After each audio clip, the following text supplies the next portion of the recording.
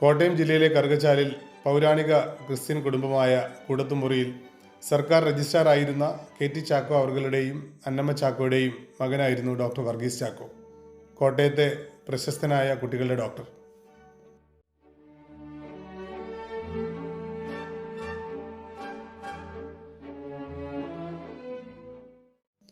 അമ്മമാരുടെയും കുട്ടികളുടെയും ഏറ്റവും പ്രിയപ്പെട്ട ഡോക്ടറായിരുന്ന ഡോക്ടർ വർഗീസ് ചാക്കോയ്ക്ക് പ്രിയ സഖിയായി എലിസബത്ത് മാഡം എത്തുന്നു.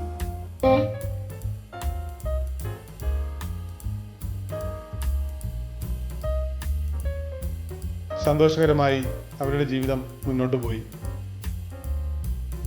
1965 നവംബർ മാസം 20 എറണാകുളം ലിസി ആശുപത്രിയിൽ വെച്ച് ദമ്പതികൾക്ക് പൊന്നോമനയായി നമ്മുടെ പ്രിയങ്കരിയായ അനു മാഡം ജനിക്കുന്നു.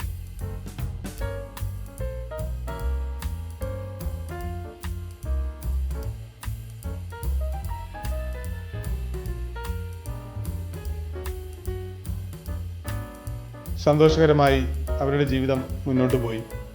ഏതൊരു കുഞ്ഞിനെ പോലെയും അച്ഛനമ്മമാരുടെ സ്നേഹ പരിലാളനങ്ങൾ ഏറ്റുവാങ്ങി വളരെ സന്തോഷവതിയായി സൂപ്പറായിട്ടുള്ള ഒരു ജീവിതമായിരുന്നു അനു മാഡത്തിനും ഉണ്ടായിരുന്നത്. കളി, ചിരി, കൊഞ്ചലുകൾ, കളിപ്പാട്ടം, അങ്ങനെ കാലം മുന്നോട്ട് പോയി.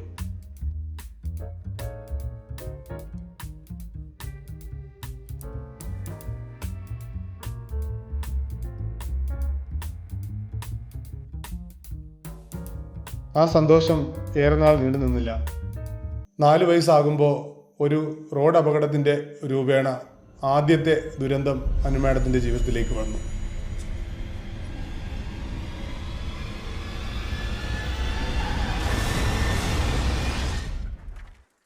ഭീതിയിലായിപ്പോയ അച്ഛൻ കുഞ്ഞനുവിനെ വാരിയെടുത്ത് ആശുപത്രിയിലേക്ക് പാഞ്ഞു. അച്ഛൻ്റെ സ്നേഹ പരിലാളനങ്ങൾ അനുവിനെ അച്ഛനോട് വളരെയധികം അടുപ്പിച്ചു.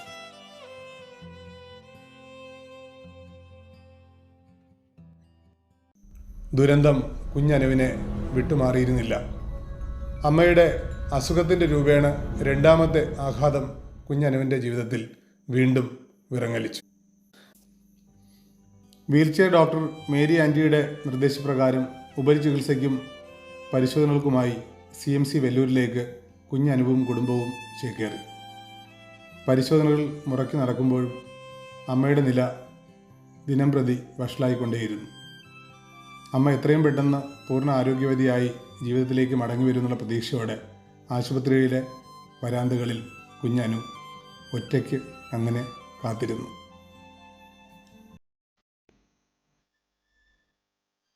വിധിയുടെ വിളയാട്ടം കുഞ്ഞനുവിനെ വെറുതെ വിട്ടില്ല. അമ്മ എന്നേക്കുമായി കുഞ്ഞനുവിൻ്റെ ജീവിതത്തിൽ നിന്ന് അപ്രത്യക്ഷയായി. അമ്മയുടെ വിയോഗം കുഞ്ഞനുവിനെ സംബന്ധിച്ച് താങ്ങാവുന്നതിലും അപ്പുറത്തായിരുന്നു. അച്ഛനാണെങ്കിൽ ഭാര്യയുടെ വിയോഗത്തെ തുടർന്ന് കൂടുതൽ സമയവും ജോലിയിൽ വ്യാപൃതനായി വൈകി മാത്രം വീട്ടിലെത്തുന്ന രീതിയിലേക്ക് കാര്യങ്ങൾ കടന്നു. ഏതോ നിമിഷത്തിൽ കരഞ്ഞ് തറയിൽ ഉറങ്ങിപ്പോയ കുഞ്ഞനുവിന് ഒരു തലോടലായി ഏതോ ഒരു ദിവ്യശക്തിയുടെ സാന്നിധ്യം പിന്നീട് അനുഭവപ്പെട്ടതായി ഓർമ്മക്കുറിപ്പിൽ പറയുന്നു.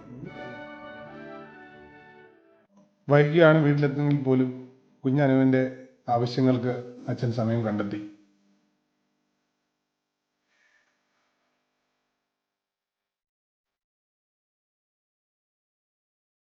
ഭാര്യ മരിച്ച് ഒറ്റപ്പെട്ട ഡോക്ടർ വർഗീസ് ചാക്കോയ്ക്ക് കുടുംബാംഗങ്ങളും ബന്ധുമിത്രാദികളും പുനർവിവാഹം നിർബന്ധിച്ചു.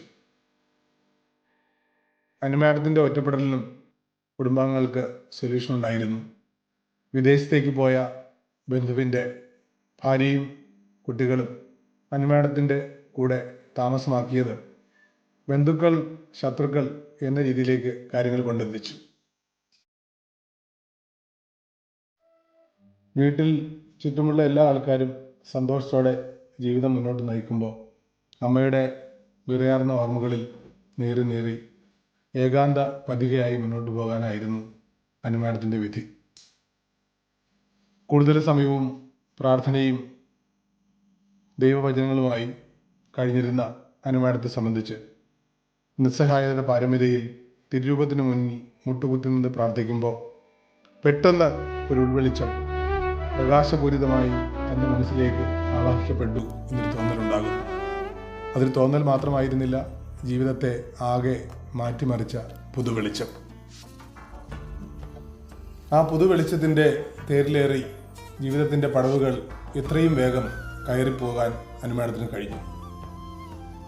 മൗണ്ട് കാർമൽ സ്കൂളിലെ ഏറ്റവും നല്ല വിദ്യാർത്ഥിനിയായും അതിനുശേഷം BCM കോളേജിൽ ഡിഗ്രിക്ക് ഏറ്റവും മിടുക്കിയായിട്ടുള്ള കോളേജ് വിദ്യാർത്ഥിനിയായും 1983 തിരുവനന്തപുരം മെഡിക്കൽ കോളേജിൽ അച്ഛൻ്റെ അതേ പാത പിന്തുടർന്ന് MBBSന് ചേരുന്നതിനും ആ പുതിയ വെളിച്ചം വലിയ ചാലകശക്തിയായി.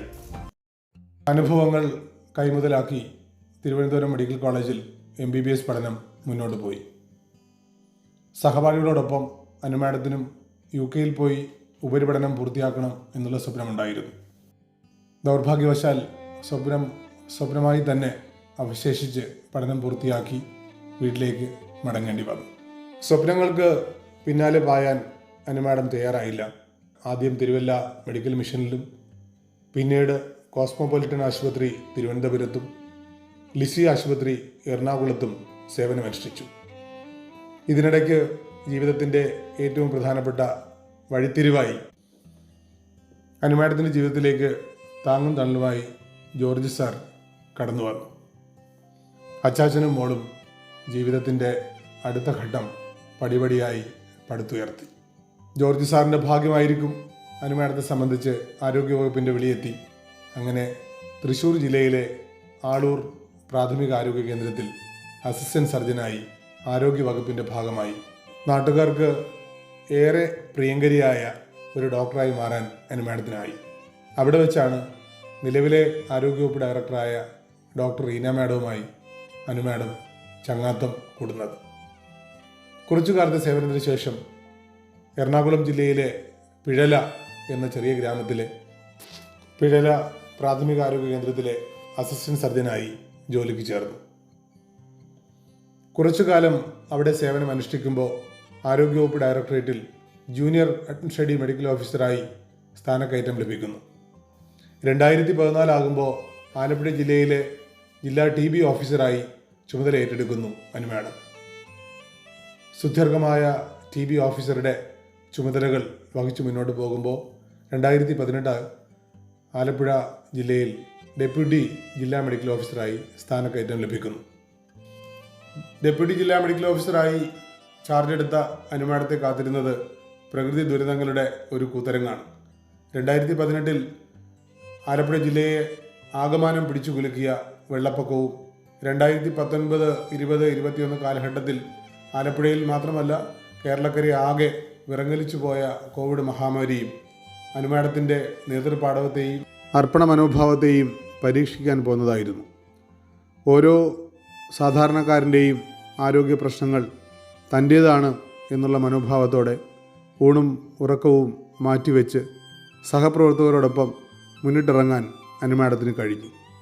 തൻ്റെ ആരോഗ്യ പ്രശ്നങ്ങളെ വകവയ്ക്കാതെ ആരോഗ്യ വകുപ്പിൻ്റെ ഭാഗമായി ഓരോ പ്രവർത്തനങ്ങളും കോർത്തിണക്കി മുന്നോട്ട് പോകുന്നതിന് സദാ അനുമാഡം ജാഗരൂകയായിരുന്നു. ഈ സമയത്ത് 10-14 നാഷണൽ പ്രോഗ്രാംസ് ഒരു കോട്ടവുമില്ലാതെ നടത്തിക്കൊണ്ടു പോകുന്നതിനും അനുമാഡം സദാ ശ്രദ്ധിച്ചിരുന്നു. നമ്മുടെ ജില്ലയിലെ മുഴുവൻ ആരോഗ്യ പ്രവർത്തകരുടെയും വിവരങ്ങൾ കാത്തുസൂക്ഷിക്കുന്ന ഒരു എൻസൈക്ലോപീഡിയ ആയിരുന്നു അനുമാഡം.